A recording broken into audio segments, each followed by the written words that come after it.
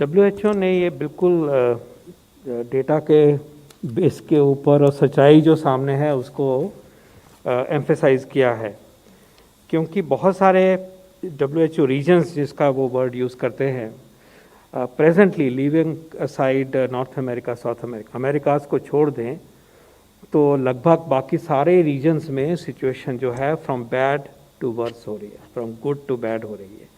ये फैक्ट है और इसलिए हमने भी ये अपॉर्चुनिटी इस्तेमाल करी कि उसको एक दर्शाया जाए एक स्लाइड के ऊपर कि ओवरऑल वर्ल्ड एक तीसरी वेव की तरफ बढ़ रहा है और ये एक सच्चाई है। ये हमें आज प्रधानमंत्री जी ने भी इसका जिक्र किया, उन्होंने कहा कि ये हमारे लिए चेतावनी है, रेड फ्लैग है, इसको आप वार्निंग लेकर चलिए कि सब कुछ जो है वो टेकन फॉर ग्रांटेड नहीं हो सकता है।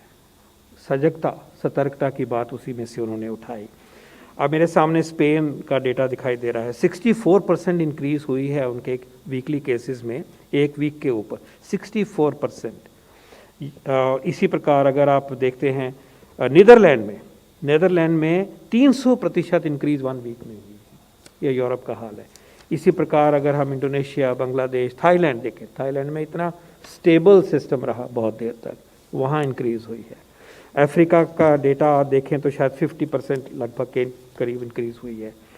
तो ये आपने अच्छा कहा इस मंच पे कि ये जो WHO की चेतावनी है वो एक ग्लोबल चेतावनी है। हम उसको समझें, एक वायरस के बिहेवियर को, इतने बड़े स्केल में जो संक्रमण हो रहा है उसको समझें, उसको देखें, उससे लेसन लेके जो हमारे पास टूल्स हैं, टेस्ट का टूल, ट्रैक का टूल, टीका का टूल और वैक्सीन के अलावा जो कोविड अप्रोप्रिएट बिहेवियर का हमारे पास जो टूल हैं, उन स्ट्रैटेजीज़ को हमें अपनाना है और हमें बचाना है।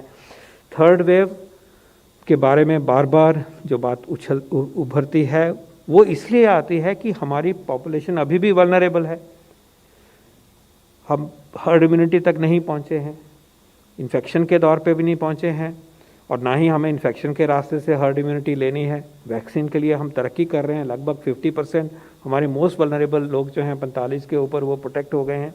मोर्टेलिटी का इम्पैक्ट उस पर पड़ेगा ही, कम होगा ही होगा, लेकिन इन्फेक्शन का स्प्रेड हो सकता है। तो we are vulnerable, virus is still around, कुछ लोकेलिटीज़ में ज़्यादा है, आपने देखा है ज़िलों में और स्टेटों में।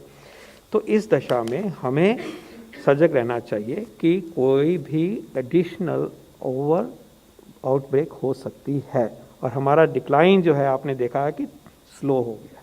ये हमारे लिए वार्निंग है। सिचुएशन कंट्रोल में है लेकिन आगे ये खराब हो सकती है, लेकिन ना खराब होने देना ये हमारे हाथ में। वही टूल्स हैं जिनकी बात बार बार होती है, अगर हम इस्तेमाल करेंगे, जिम्मेवारी निभाएंगे तो थर्ड वेव नहीं आएगी। प्रधानमंत्री जी ने तो हमें नारा और उद्देश्य और टारगेट यही दिया है कि थर्ड वेव हमारे देश में नहीं आने देना और ये संभव है। अगर हम जुड़ के फैसला करें तो ये संभव है और जैसे जैसे टीकाकरण ठीक होता है, बढ़ जाता है, कवरेज बहुत ज़्यादा होता है, कुछ महीनों में, 3 महीनों, 4 महीने, तो फिर हम लोग हो सकता है कि हम एक सेफ जोन में पहुंच जाएंगे। लेकिन ये अगले 100-125 दिन जो हैं वो बहुत क्रिटिकल है हमारे को अपने आप को जिम्मेवार तरीके से, तंत्र को भी और जनता को भी, हम सबको भी सतर्क रहना होगा, जिम्मेवारी निभानी होगी। धन्यवाद।